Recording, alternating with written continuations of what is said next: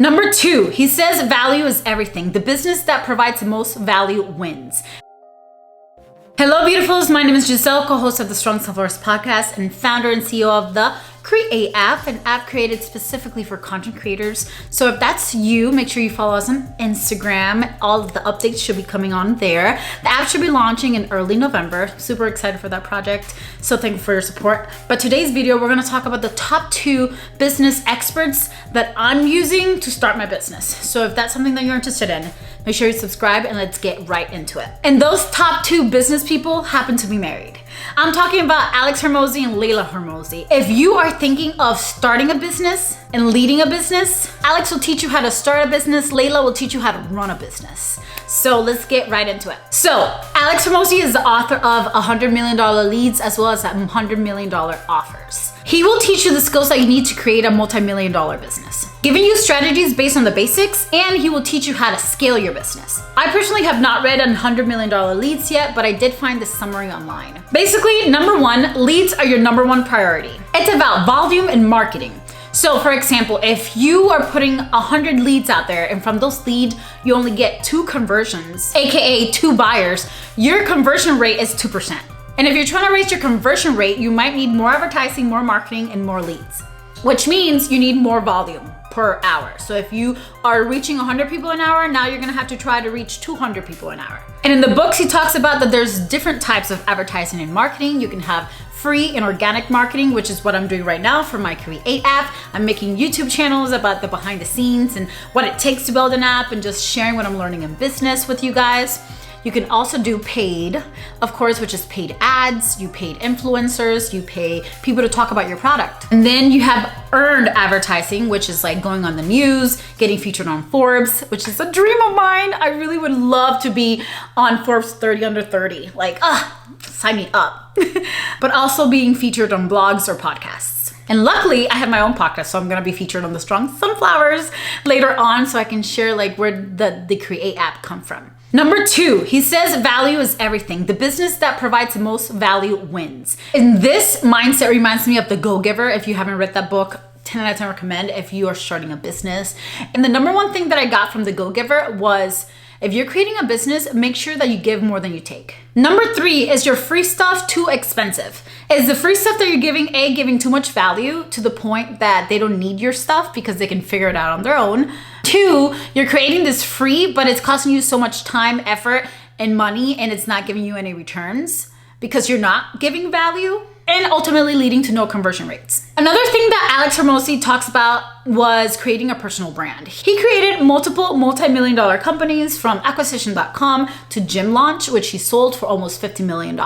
So basically, he kind of knows what he's doing because he's made the money. Now he has created a name for himself. Alex Hormozi, if you hear that name, you know that he has the stats to back it up.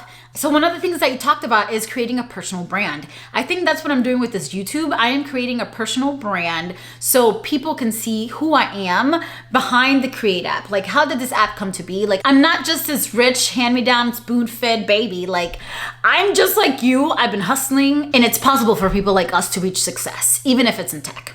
And he talked about the power of having a personal brand with examples like Taylor Swift, which has become $1 billion net worth, as well as The Rock, which has also become $1 billion in his net worth with his tequila company and all the other things that he does besides acting. And the last thing I'm gonna mention about Alex Hormozi is I love when he talks about the woman in the red dress. And I feel like us mere mortals in the 5-figure income bracket, I feel like we try to do a little bit of everything. Like on the podcast, if you follow the Strong Sunflowers, we call that hummingbirds. We try to do a little bit of everything and we're kind of like all over the place.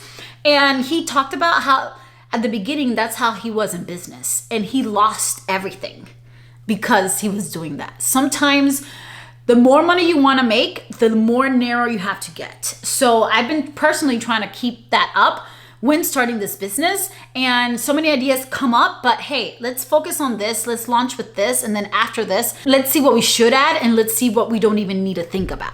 So focus is very important when starting a business. And then we have Leila Hormozi, which is a co-founder of acquisition.com, as well as the CEO of acquisition.com. Anything to do with leadership and steering the ship in the way that you want it to go, Leila is your girl. I feel like a lot of the times we think of building and creating this big, massive company, but we forget about, hey, you're gonna need someone to run that big, massive company. And if you don't know anything about leadership, you can have an amazing idea, but it can literally plummet to the ground if you don't have a good captain steering it. Some of the content that she has posted is 4 lies that is keeping your business stuck. Number 1, your market is too small. No market is ever too small. No market is ever too saturated. Like, hello, have you seen the bread aisle? There's a whole bunch of bread. There's space for everybody. She talked about people coming to her and being like, oh, like the market that I am is like 100,000 people and I only have 2,000 customers. Your market is not too small because you're not even close to getting as many people up the pie. Number 2, your service cannot scale.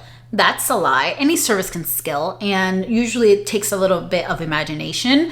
One of the things that I've seen when they do business is they try to make money at the beginning of the deal and at the end of the deal, if they can. You have to kind of think of like, where is the customer gonna go next and where can I hook them again? For example, if I own a gym, I know that this person might want to get gym clothes to go to the gym. So maybe I have like a link so they can get like gym clothes at my company or a friend's company that has gym clothes. So you kind of like get them at both sides because you know that they're gonna need this. Or vice versa, if you have a gym and people are starting to go to the gym and then you know they're gonna need pre-workout, protein shakes, all these things, you have it there for them so you can get them in the front end and the back end. Lie number 3, you can't duplicate yourself. I feel like as first-time business owners, we always think that we have to do everything ourselves because no one can do it like us, right? But that is a lie, okay? You can duplicate yourself. It's just gonna take time because at the beginning, you're like the brains. You're the brains behind the operation for everything. And number 4, you can't fire that employee. I don't have any employees yet. I'm my number 1 employee first. But she talked about having that one employee that's not really good for the environment of the company, but you keep him around because he brings a lot of revenue. But again, a bad apple will poison everything around it. So he has to go. Whoever he is has to go. A video of hers that I just watched was also stop waiting for a mentor. Half the people that you would love to mentor you will never mentor you. Okay? Because most of them choose who they mentor. And a lot of people are just like you and I, you know, we're not at close proximity to these people like Tony Robbins. I would love Tony Robbins to mentor me. But guess what? That's not realistic. So what can we do instead? If we don't have that proximity, we need to bring that proximity through books, through YouTubes, through people like Leila Hormozi and Alex Hormozi that post content consecutively that literally teaches you. They're literally giving game for free. So if you're not following them, what are you doing? Another video that she posted was 5 mistakes that you're making as a new beginner leader. Number 1, you overhire. You are trying to fix a short-term pain with a long-term solution. Sometimes the answer is not to overhire because what you're expecting or experiencing is just for a short amount of time. And then now you have these excess bodies and you're like, okay, I don't need 10 employees. I just need 3 really good ones. Number 2, buddy to boss. I love creating relationships with the people that I work with and also like leaders. Now I'm the leader. I always joke at work that I'm like, they don't pay me enough for this. Like I only lead if I'm getting paid and I'm not. But now I am getting paid. Or not really, because as the CEO, I don't get paid. You know, like all the money gets reinvested in the business. But having that balance between buddy and boss and just knowing that the balance between friendly and then being authoritative. Number 3, quality insurance. I feel like when I do get a team, again, it's going to be me for a little bit, for a long time at the beginning, but then you get a team and you start delegating. When she talks about quality assurance is when you delegate things, make sure that you have a path of like checking in so the quality is the way that you want it. A lot of the times when things don't happen the way that we want them to, it's because we didn't have enough communication of what we truly wanted. Number 4, stay humble. You know, people don't like it when you get like a big head just because, oh, now you're the CEO. No, I'm literally the CEO and the janitor. So, and I've always come from a place where you treat the janitor and the CEO the same wherever you go. So personally me, even though now I'm the leader and the CEO, I feel like, again, treating people with respect is always number 1. And then number 5, communicate properly. Effective leaders over communicate. And again, it ties into that quality, right? Make sure that you communicate. Overly communicate what you're trying to achieve, the goal, the vision that you have here, because not everybody's in your brain and not everybody sees the vision that you have. A couple of other YouTubers and podcasts that I'm watching is The Diary of a CEO with Steve Bennett, as well as a Deep Dive podcast with Ali Abdaal. These are some of my favorites and I literally watch them all the time. I hope this video helps if you're a new starter business owner. These people will literally change your life and it's just so much free game that you don't have to pay for. So 10 out of 10 recommend. These people are changing my life and changing my business before it even begins. I love you guys and I'll catch you in the next video. The sun is going down. Bye. Ciao.